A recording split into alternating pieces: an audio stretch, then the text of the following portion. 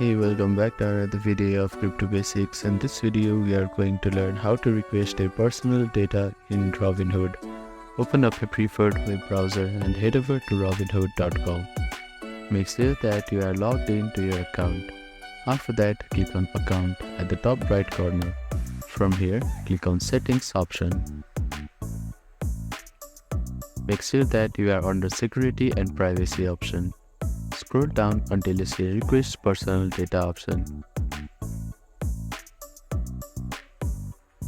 I have already requested my personal data, so I am getting this interface.